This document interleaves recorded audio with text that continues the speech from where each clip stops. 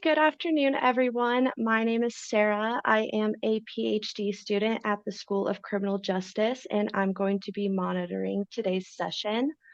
In the interest of time, I am just going to go ahead and get started as people continue to join. With that, I would like to welcome you all to the Spring 2026 Lunch and Learn series. This event is sponsored by Rockefeller College, and the intention of this series is to highlight the expertise of our faculty and alumni, as well as to educate the broader community about the pressing issues facing us today. Joining us today is Dr. Shawn Bushway. Dr. Bushway is a professor in the Department of Public Administration and Policy who specializes in the field of criminal justice. His presentation today explores the decline in the U.S. prison population and how this decline may be driven by new generations being less likely to commit crimes than those in the 1980s and 1990s. I am going to have Dr. Bushway speak more on his background, but before I turn it over to him, I would just like to go over a few ground rules. First, we kindly ask that you remain muted throughout the presentation and hold your questions until the end. At the end of the presentation, I will open up the discussion for a Q&A, and you can use the raise your hand function on Zoom or send your question in the chat. If you would like to remain anonymous and ask your question, then you can send me a private message and I'll just read it for you. But with that, I will turn it over to Dr. Bushway. Hi, I want to thank Rockefeller College and Julie Nakov, our dean, for hosting this. I have been working on this for many years. My background is economics and public policy, and I've been at Albany now for 20 years. And this work is a combination of work I did to present to the NAACP in Oneonta, New York, a couple of years ago, and also a current working paper with two co-authors, one of whom's on the call, Jason Roby, and who's also a professor here at Albany, and Keith Humphrey, who's a professor at Stanford. That paper is a working paper that looks at this issue more generally.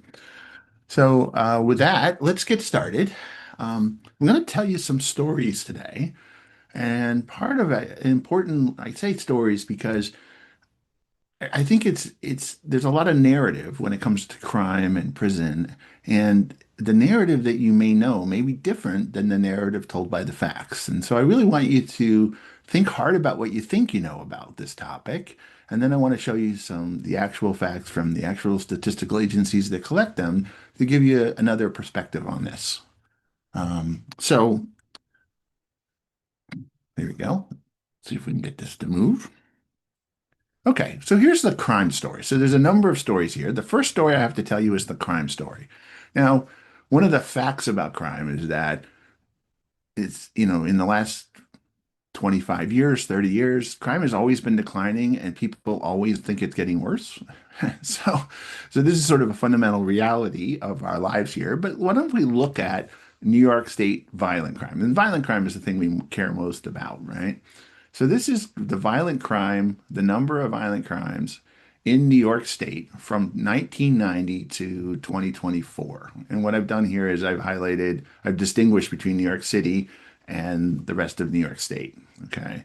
And what you'll notice is that it has dropped precipitously, right? We've dropped 25%, we've dropped 75% since 1990. And that drop is particularly striking for New York City, right? So massive drops in New York City. So if we look at New York City in particular, homicides are particularly striking, right? There were over 2,000 homicides in 1990, and there were 307 in 2025. It did go up. It had a pretty good spike in terms of percentage terms in 2022, but it's actually continued to decline after that. And we're now at 307, which isn't quite the lowest rate in modern times, but very close. And by the way, these are counts. If I showed you in rates, because the population of New York City is getting bigger, it would actually be even more striking. So what's behind this? Well, it's primarily a story that's gotten some attention of drop in youth crime. Most of the people who typically commit homicides and violent crime are young, and youth crime is down. And I've posted a few of these pictures from different news sources and articles. And this is across the board, internationally, in New York, in California. You'll see the San Francisco Chronicle headline, Vanishing Violence, right? So massive drops, 80% drops in youth crime and youth detention, violent crime in particular. And so, it is a very different landscape when young people are no longer committing crimes at anywhere near the rate as they used to, or as their older generations used to. Okay. So, what does that mean for prisons? So, if we have massive drops in crime, and particularly among young people, how does this sort of show up in prisons? Okay. So, let me ask you a question. I just want you to think about it before I give you the answer. In 1999, New York State had 73,000 people in their prisons. How many do we have now? 34,000. Okay. So more than half. That's more than a 50% drop. And if you look at it, New York actually, if you compare it to the rest of the United States, there has been a drop across the United States, but New York has been particularly large. And if you look at what's happened, this is incarceration rates. If you look at what's happened, during COVID, it went down, particularly because people were being not processed as quickly because courts were closed and things like that.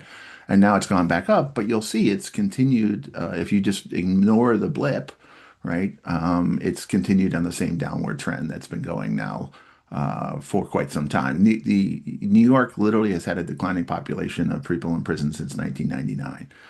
For the U.S. in general, it hasn't didn't start until about 2010. Okay, this is really striking, right? And my bet is most of you who are listening don't know that, right? It's just not part of the narrative. Okay, so here's sort of the numbers. We've actually closed 26 prisons since 2000. Some people say 28. It's a little hard to nail down exactly how many prisons. We also have closed juvenile detention facilities. The important thing here is that even though we've closed all these prisons, we still have 15,000 empty beds that we are currently keeping open that are empty. In other words, we have excess capacity even with 26 prisons closed. Okay, so what's going on, right? So here's the basic idea. We had a generation of X, which is people born between 1965 and 1980. They came of age during the crime boom of the 1980s, and they were swept into the system in large numbers. They participated in crime at large numbers, and they were swept into the system in large numbers. And but that started going down in 1995. But we continued to incarcerate, particularly in the United States in general, people, in part because when the Generation X showed up, they got um, harsher sentences because of their prior record. Okay. And so there's sort of a long lag between when crime started going down and when the prison started going down. But if you look at what's happening now with millennials and Gen Z, they're entering adulthood with arrest rates that are far lower than Generation X had at the same age. And so as a result, you can't go to prison if you don't get arrested and convicted, right? So there is a lot of concern and policy changes around trying to reduce the prison population. But my friend Jason, likes to say about 80% of that drop is just due to the fact that people didn't show up. Yeah, there are some changes due to policy, Rockefeller drug laws, and things like that. But a lot of it's just due to the fact that the crime has dropped, particularly among young people. And as we'll show you, particularly among African Americans, which is particularly good news. So, what does that mean when you think about a prison? Like who's in prison, right? So this is the distribution of people in prison in 1993. I don't have the same number for New York, but this is the number for the U.S. So not surprisingly, most of the this is just what percent of the people are in which age group. Not surprisingly, you might not be surprised to see that 47% of the people that were in prison in 1993 were between the ages of 25 and 34. Okay. What you might be surprised to see now is that has changed. Now the biggest is 35 to 44, and there's a sizable number of people who are in prison between 44 and 54. The problem is it isn't that the prisons went up, right? It's just that the young people are not entering the prison. So the only people left are the older folks. Okay. And that has, so now we have a situation where senior men are being imprisoned at a higher rate than young people. Okay. So, that has implications for what happens in next, right? In terms of what's going to happen next.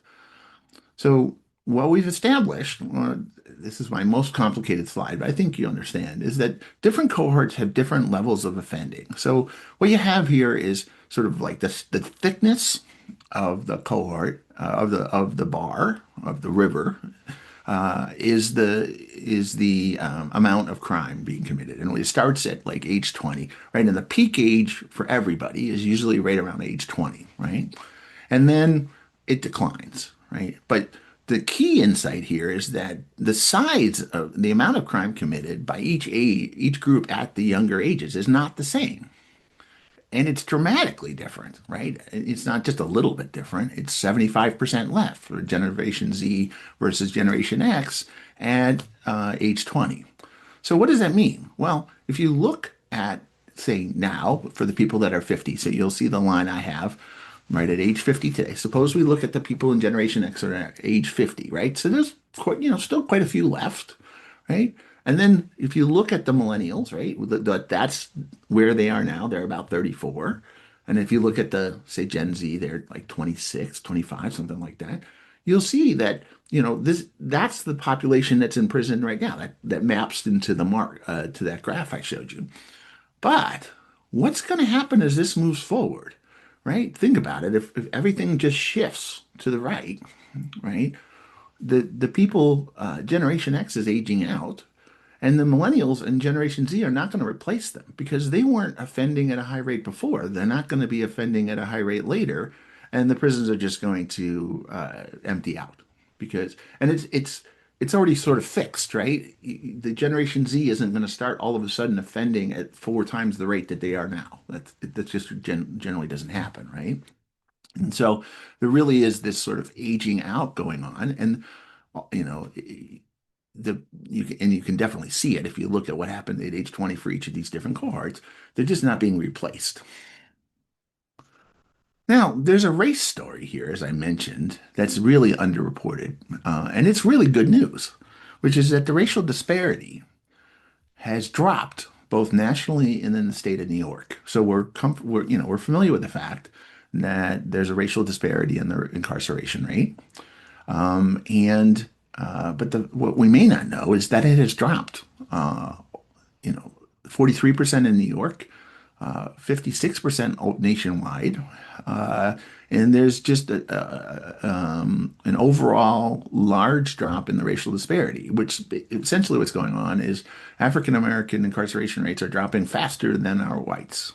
Um, and in some cases, the white incarceration rate is actually getting larger in some areas, like rural areas and things like that. And Jason's work shows this very clearly. There was a prediction made in 2000 that more people were going to be incarcerated. If things continued, more people were going to be incarcerated. More African Americans were going to be incarcerated than go to college in 2020, and he showed that that's not actually what happened because the incarceration rate for African Americans dropped. Right? Again, I suspect can't see your faces, but I think this is a surprise to most people. That's been my experience. Right? People don't know this, but it's really good news. Like, wow! If I had said to you in 2000 that this was going to happen, you would have first of all said that would be amazing, and second of all, there's no way. Well, actually, way. Right? It happened. Renee, am I doing okay in terms of okay? So we've taken to calling this the orphan fact. No, nobody wants to own this fact, and it kind of and Keith Humphreys has written about this in national newspapers and things, and it's sort of like it kind of disrupts both narratives, right? So the left wants to say that there's been inherited systematic racism, which I'm sure is true, and nothing ever improves, which is not true. In other words, there has been dramatic improvement, right? And then the right will say, well, there's just inherent criminality, incarceration is inevitable, and no, it's not, right? And so the story conflicts with both narratives, and as a result, it doesn't get picked up. But it's a really important narrative because it's true, and it really should tell us something. If we studied it and understood it more, we can understand maybe how to support it and how and what happened and how can we make it better. Because no one's saying that the current level of racial disparity is a good thing or we should stop now. The question is how can we build on this progress, right? And so the question I think is, what comes next? Okay, and this work that I'm going to talk about now relies heavily on the work of Jason. Um, and hopefully Jason will stick around if people have questions about some of the forecasting. But um, uh, if we have, if what Jason has been able to do is there's emission rate data going back to 2000 and has it by age and across the entire United States. And what he's done is simply said, okay, let's assume conservatively that the crime and incarceration rates for young people don't get any better, right? They stay the same as they are. What will happen to the emission rate uh, if in the United States in general from now? Okay, in the emissions rate's kind of where the action is, right? Because people, once you're in, you're going to stay in for whatever length of time, and it may take some time for you to move out. But the rate at which people go to prison is really what's driving the current levels of incarceration. So we want to look at that in particular, and what you can see is, really dramatic results, right? Even if so, the black line is the conservative one. We're estimating there'll be between a 37 and 43% decline in the next 10 years. Obviously, more than that in 20 years. We'd feel more comfortable about our 10-year predictions than our 20-year predictions. But by 2028, we'll have the lowest emissions since the 1970s, which is when mass incarceration started by most people. And the racial disparity will drop from the current rate of 7.9 to around 2 for black-white disparities by 2036. And again, some people say, "Oh, you guys are being wildly optimistic." Well, remember, the river's already going, right? The people that are 20 are already at extremely low levels of incarceration, and they're not going to go up. So those people, the average age of people in prison right now are 40. They're not going to get replaced by 40-year-olds for two reasons. One, the guys that are going to be 40 aren't offending anywhere near the rate they were before, and that generation is actually smaller. So that's even above and beyond what I've shown you. So there's just not going to get replaced, and nothing that can happen between now and then is going to change that, right? So yes, there could be a crime wave, and young people get involved in crime at very high rates, and this would change over time. But the things that have happened to 22 and 23 and 24 and 25-year-olds have already happened, and it's going to just continue to move down. So now the interesting things here is that almost none of the forecasts that we've seen in the state prison populations have taken these cohort replacement into account. They basically say that, we looked at 19 states, I believe, and almost all, I think all but three say the crime incarceration rates are going to stay constant or go up. And but that's because they're not taking into account this sort of cohort non-replacement, the fact that there's a real difference in the age distribution of people in prison. So to pick on the Sentencing Project a little bit, which I actually think it's a great group, and I give them credit for amending their efforts. But in 2018, they had a report that said, look, it's going to take 75 years before the prison population is cut in half. And they were just doing a linear trend. So they had to revise it in 2021, and they said, "Oh, 57 years." Okay, because it was dropping so fast, right? And then they had to revise it again, which says 25 to 30 years. And as I mentioned, we think that's wrong. It's going to take even less. They're focusing on prison population, which is the stock. We've been focusing on the flow.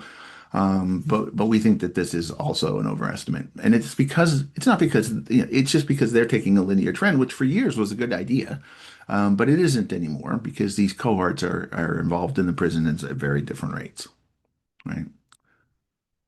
So what should New York do, right? So first of all, we've already closed 26 prisons, which is more than any other state, but we still have 15,000 empty beds.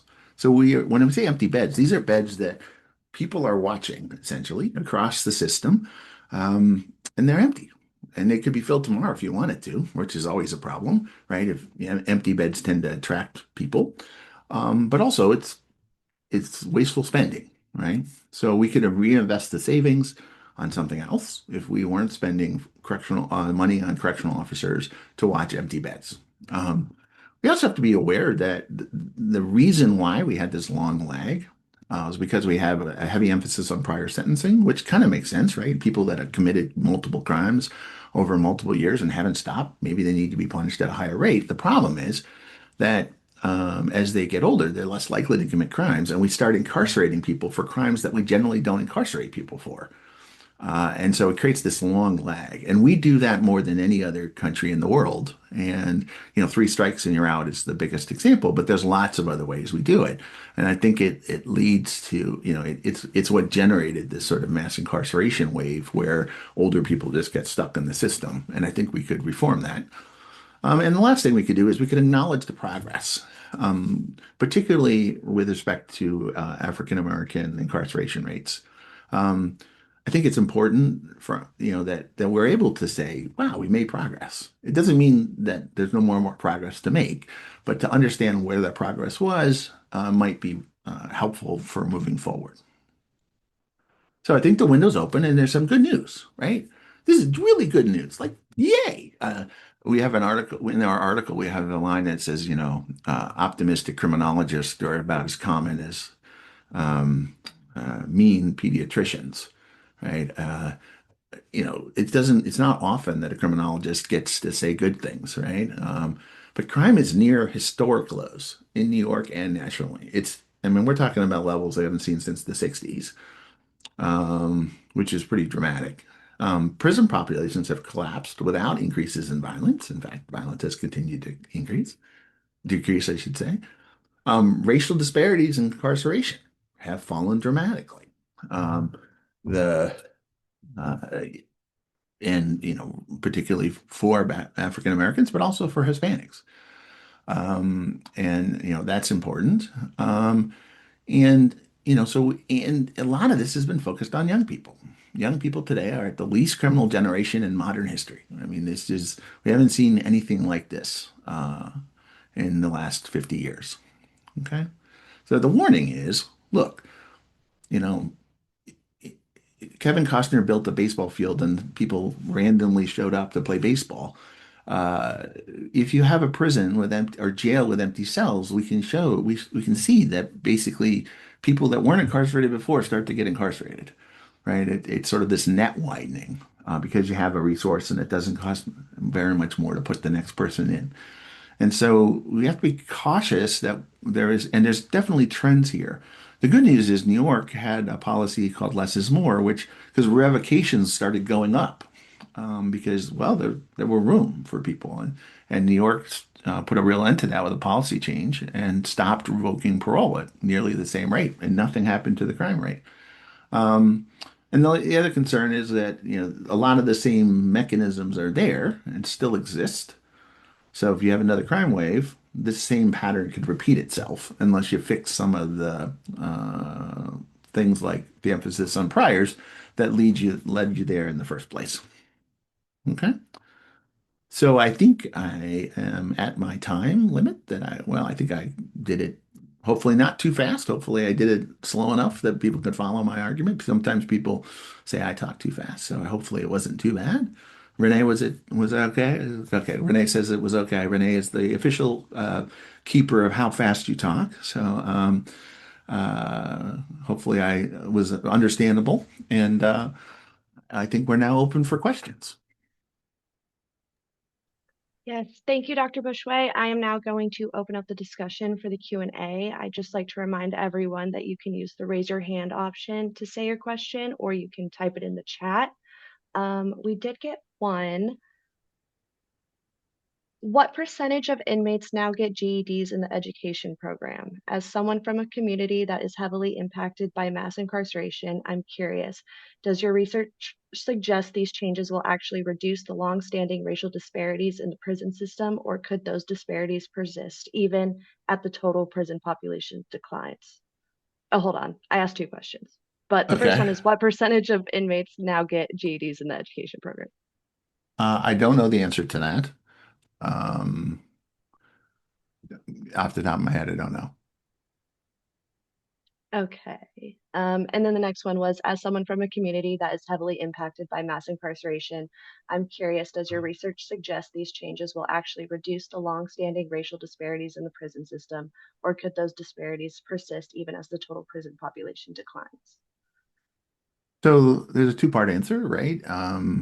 The first is that it's already declined in New York, but racial disparity has dropped something like 43%, I believe.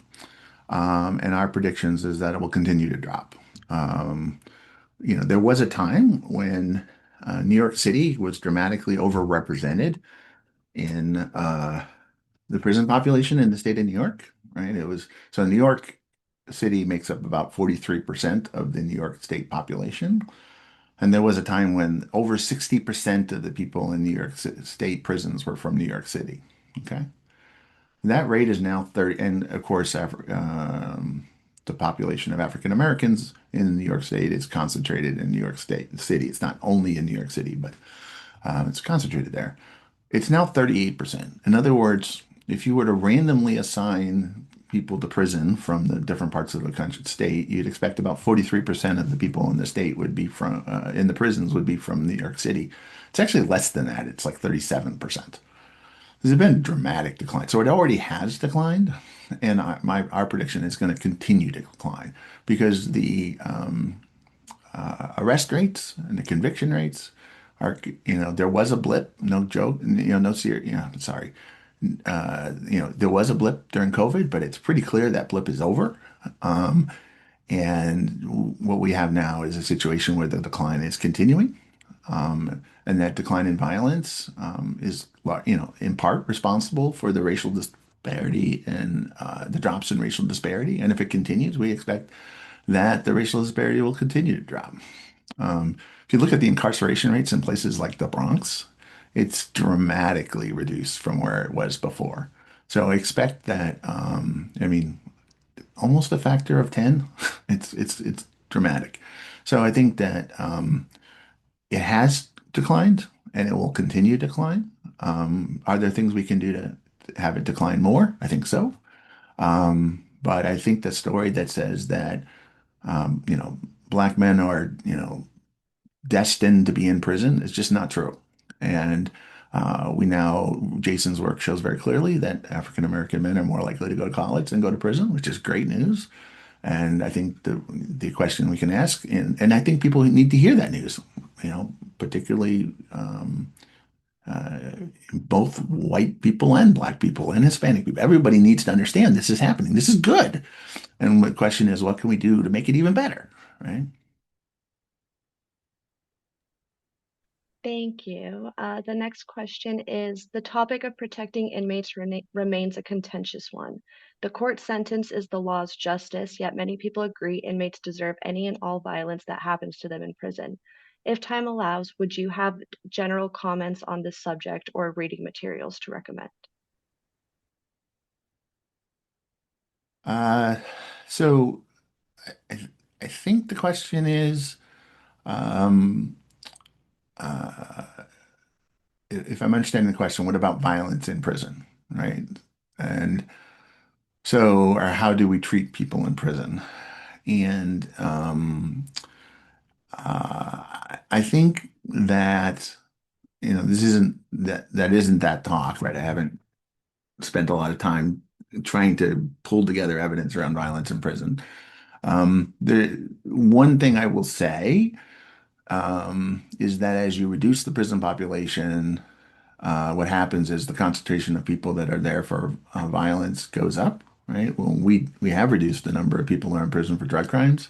So I think I'm not sure I have the exact number in my head, but it's something like 75% of the people who are in prison right now in New York State are there for violence. I read something in the New York Times that said half the people that are currently being held in Rikers are there for homicide or manslaughter. So one of the sort of facts in criminal justice is that as prisons get smaller and you incarcerate only the most serious crimes, they get more violent. So one of the more violent prison systems in the country is Minnesota, which has some of the lowest rates of incarceration in in the world, or in the state, in the country, sorry. And so it's sort of this inverse relationship. And I think people have to recognize that because as the composition changes, the violence will change too. And then I think the question is, can we do things to improve it? And for example, I think this is a real issue because there is an element of truth to what you said. In New York State, we adopted a policy of using cost benefit analysis for any criminal justice policy that we use. And the criminal justice policy considers the cost and benefits to incarcerating someone or providing benefits to them or whatever. Well, the cost to the person who's incarcerated is not included in those calculations. So that's a decision that we make as policymakers. And they say, and the decision is essentially, well, like you said, they kind of deserve it. But I don't think that's true. If I could change one thing, I would change that. I think people who go to prison may have committed a crime, and that's something that they're going to have to be in prison for. But I still think from a society, they're still members of society, and if we're doing a cost benefit analysis for society, I think we should take that into account. And we don't, and I think that's a mistake. Thank you. Okay, this is the last question that was submitted before your presentation, and it is, how do you think communities and unions that rely on prisons for employment will react to the continued decrease of incarcerated individuals in prisons and the end of mass incarceration? Well, I mean, I think you see it, right? It's already happening. Read the news about the correctional system, right? They don't want prisons to close. They don't want the prison populations to decline, and they'll come up with various schemes and ways to make it stay open. Um, and New York has one of the lowest ratios of inmates to correctional officers in the country. It's less. It's about two, and that's after we ended up letting go 2,000 correctional officers. So I think you know, it's not surprising that people want to keep their jobs. I think the issue is we increased the prison population because we had a problem. It wasn't a made-up problem. We did, in fact, have an increase in violence. It was pretty dramatic. We increased the prison population. Crime has now gone down dramatically, and we can decrease the prison population. And that can also mean we don't have to spend so much money on incarcerating people, and we can use those funds for other reasons. Um, but we know budgets are tough in that sense. They go up easier than they come down, and I think that's a real discussion. And it's something that my colleagues. This isn't just in prisons; it's also happening in schools. And my colleague Ging Chen, who's at the public, a very well-known public finance scholar in Rockefeller, has done some work on this. But it's just hard to shrink budgets, and so. And I don't think it's just correctional unions, it's also courts, right? The number of people going through the courts has dropped and in real dollars that we've had a 50% increase in the spending on courts. And the current budget, they've asked for another 10%, right? But the number of people going through the courts has dropped dramatically. Thank you.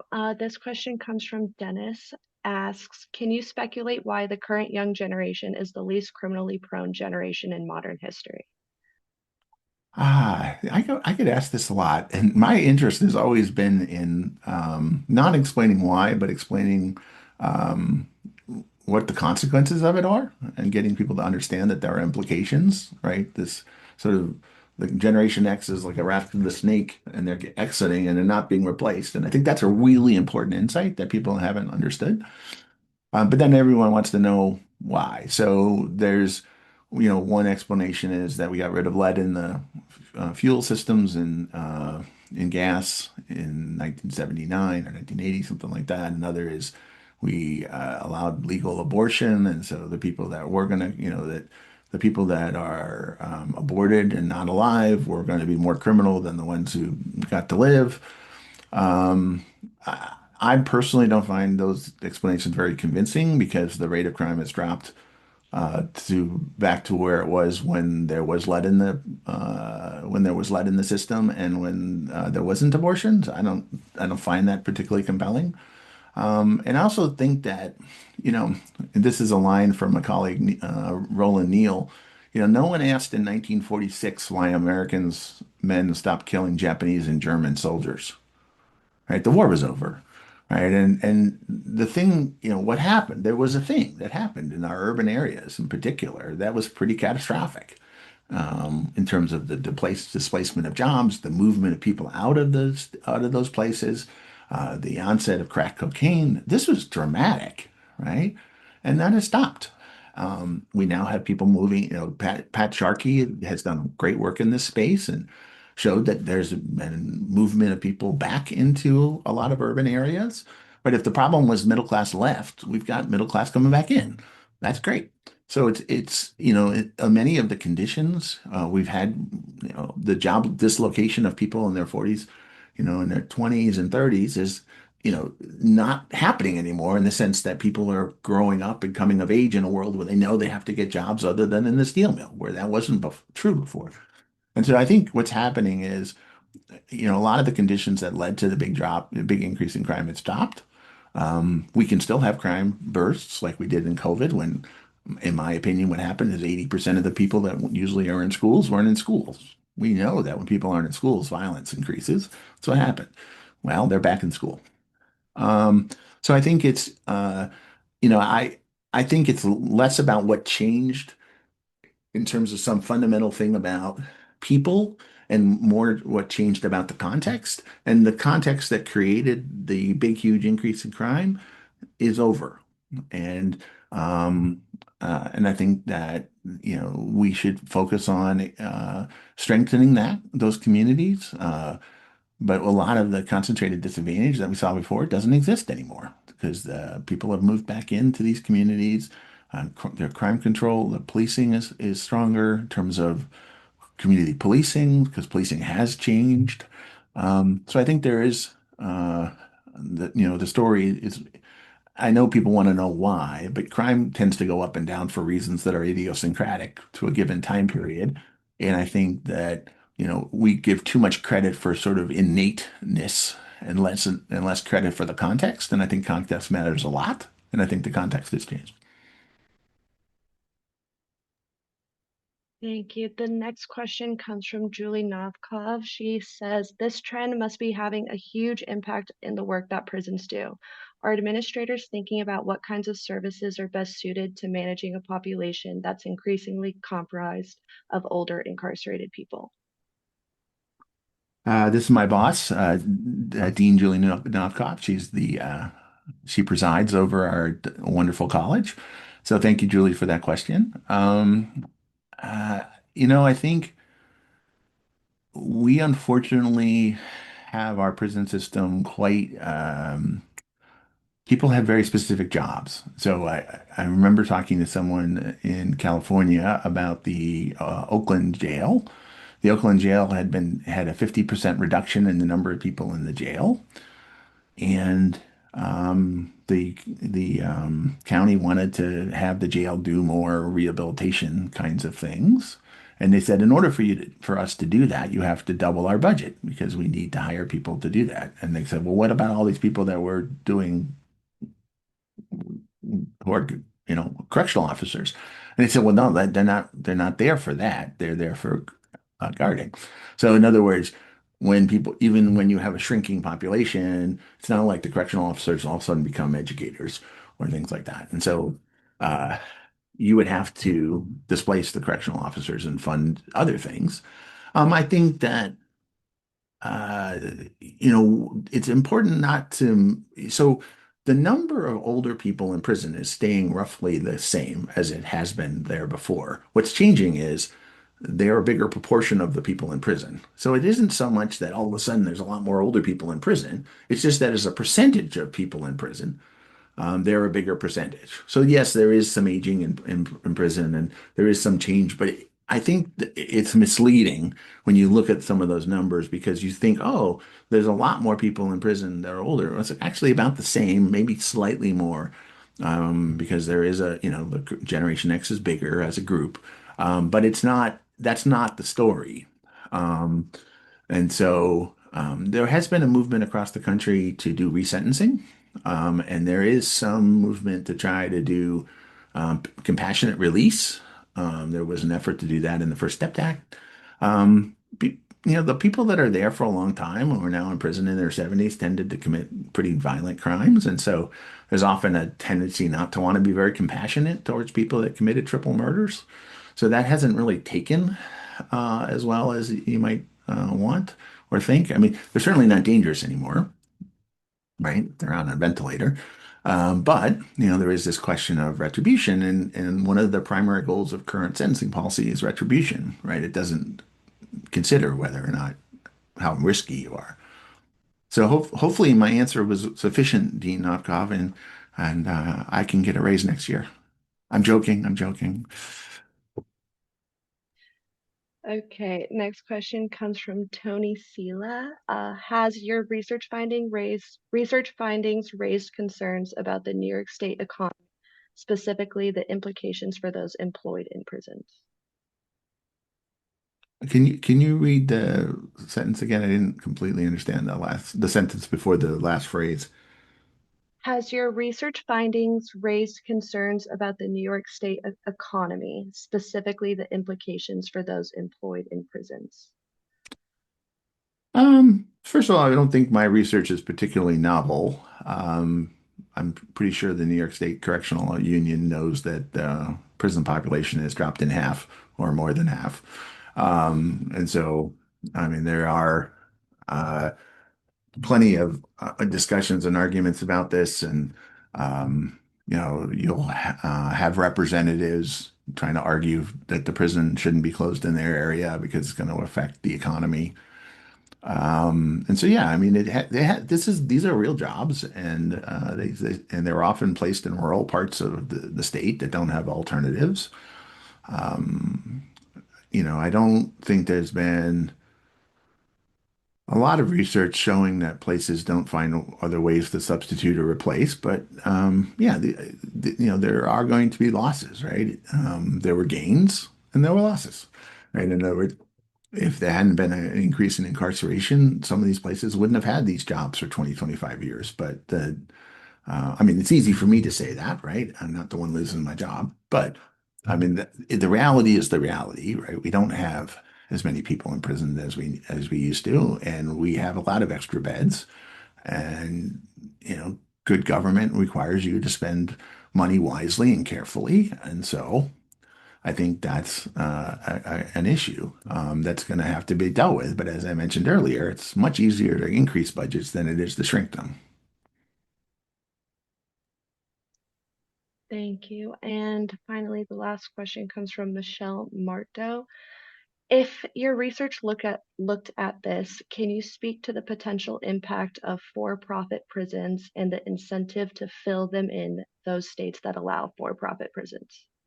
So New York doesn't have for-profit prisons. And so this is a touchy issue within criminology, is that there's this set of myths about what happened with mass incarceration that just that they're myths. Okay. And one of them is that the mass incarceration was caused by private prisons. That's not true. About 6% of the population of people in prison for criminal justice reasons, as opposed to immigration or other issues, are in private prisons. It's just not been a big part of the story. Just like, the story that it's only about incarcerating African Americans, right? I mean, the majority of people in prison right now in the United States are white. It's racially disproportionate, right? But there was a liberal scholar named Marie Gottschalk at the University of Pennsylvania that pointed out at the peak levels of incarceration, if we got rid of everybody who is black and brown in American prisons, we would still have had the highest rate of incarceration in the world. It is no longer true that we have the highest rate of incarceration in the world, but it's still true that the majority of people in prison are white. And another concentration is this issue about drugs, right? That it was all caused by drugs. Well, we still have 33,000 people in prison. And I think the number is something in New York, and I think the number is something like 13% are there for serious drug crimes, right? So most of the people in New York State prisons are there for violence. So if you want to decrease the prison population, you're going to have to do something about the violence. And so I don't know what to do about these stories and myths. I confront them in the classroom all the time.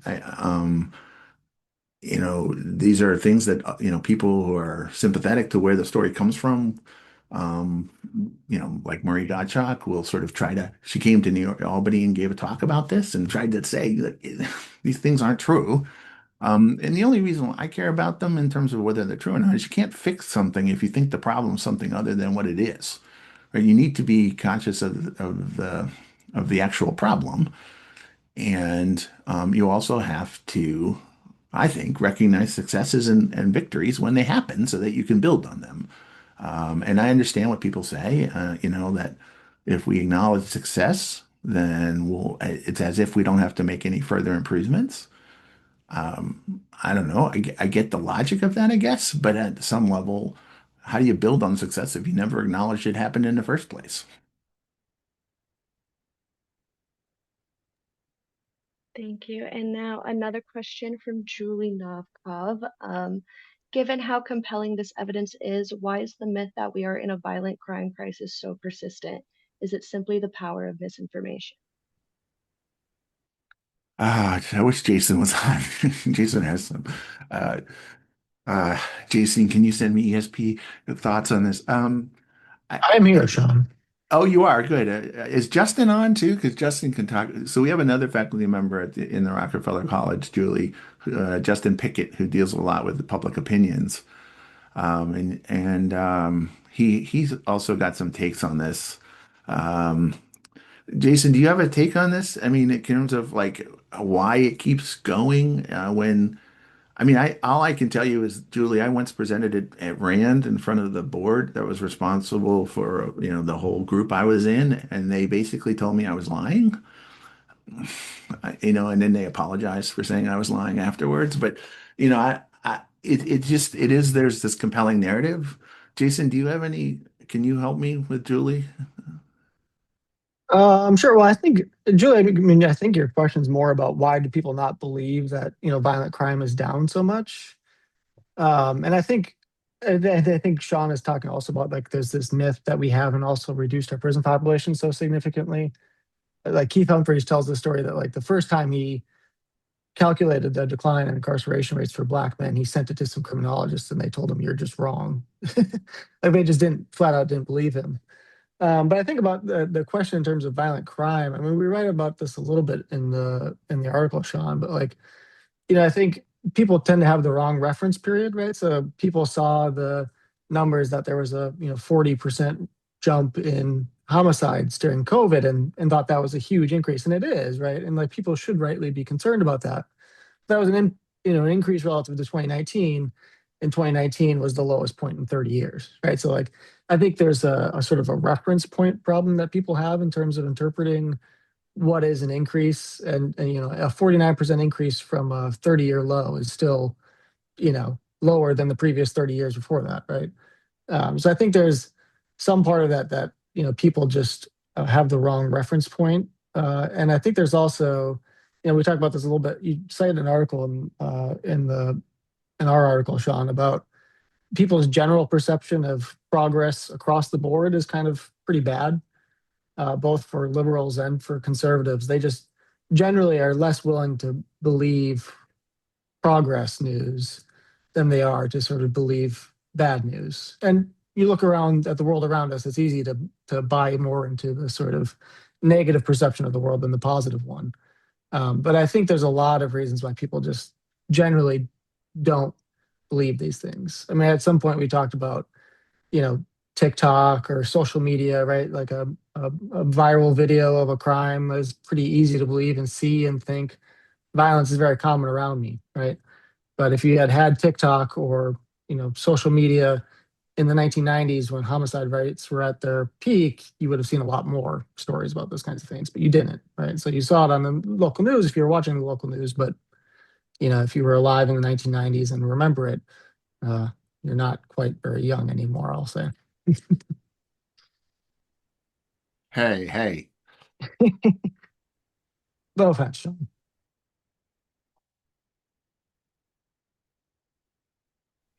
Okay, well, it's about 1 o'clock, so I think we can say that we've reached the end of today's discussion. I want to thank our speaker, Dr. Bushway, for sharing his knowledge and insights on this important topic. And I want to thank all of you for attending, and I hope you all have a great rest of your day, and we hope to see you at the next session.